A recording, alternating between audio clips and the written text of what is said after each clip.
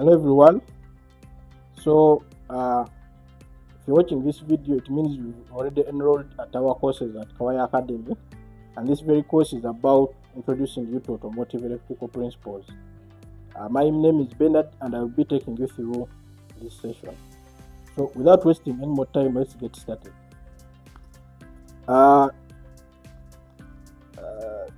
Everything that we work on in electricity is governed by what we call Ohm's law.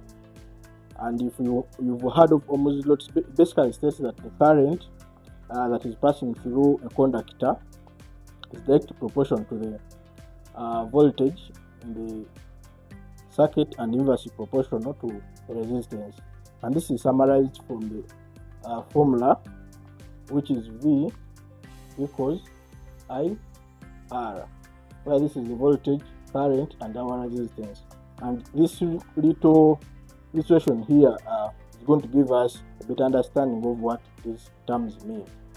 So what is current? Current, we can term it as the flow of electrons in a conductor.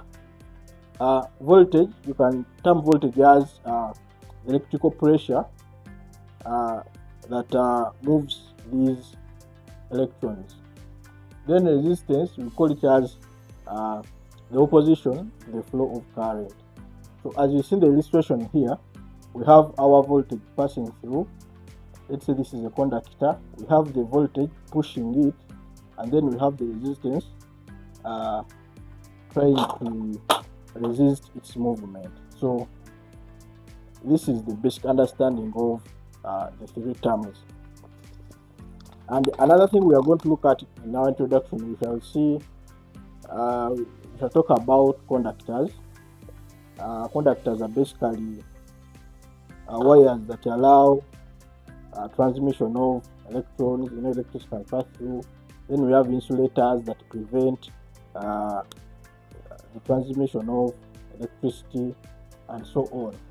So if you are asking yourself, how are these terms here going to help me in the future?